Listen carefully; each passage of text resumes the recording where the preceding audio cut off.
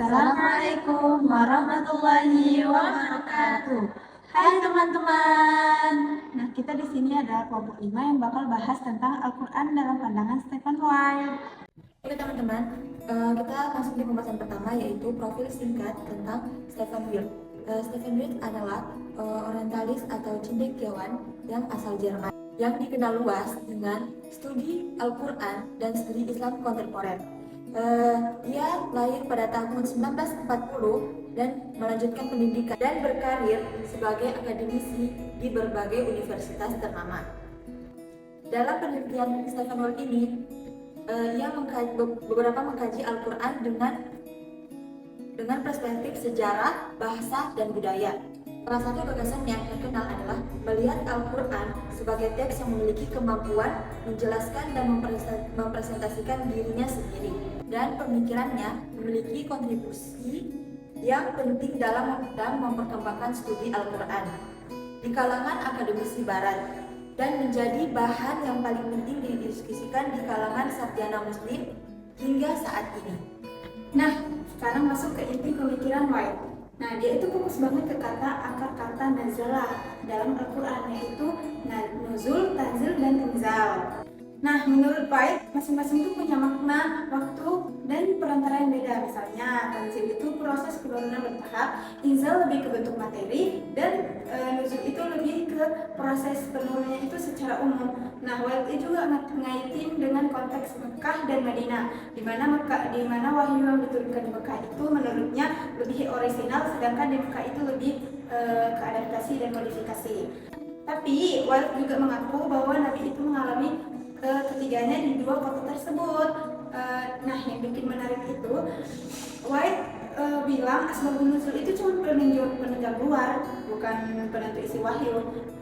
Agak kontroversial ya. Makanya ada sarjana muslim yang mengkritik itu.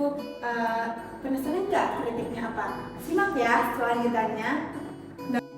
Al-Quran diturunkan secara mutasil dalam istilah ulumul Quran itu dinamakan dengan asbabun nuzul, yang berarti sebab-sebab turunnya Al-Quran. Para ulama menjelaskan bahwa yang disebut dengan nuzul ialah turunnya dari bawah ke atas. Nah, yang menunjukkan bahwa Al-Quran memiliki dua dimensi. Yang pertama, dimensi ilahiyah, yang kedua, dimensi insani. Nah, konsep ini memiliki istilah revelation dalam bahasa Inggris yang dianggap problematik karena seolah-olah tidak sejalan dengan proses turunnya Al-Quran. Disinilah pemikiran Stephen Wild, seorang sarjana asal Jerman yang menarik untuk dikaji. Wild membedakan secara tegas antara inzal dan tanzil. Wild menekankan logika multidimensi dalam proses pewahyuan.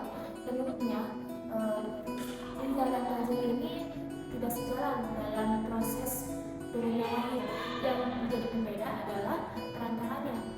Menariknya, Will menguatkan keyakinan bahwa proses utama dalam semua ini adalah malaikat Jibril.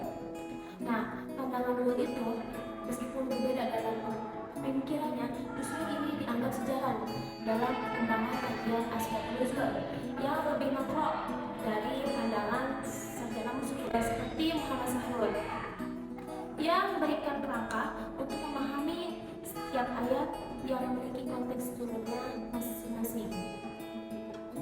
Singkatnya, kritik para sarjana muslim itu terhadap Stephen Wild terletak pada pendikotomian lafaz derivatif NZL.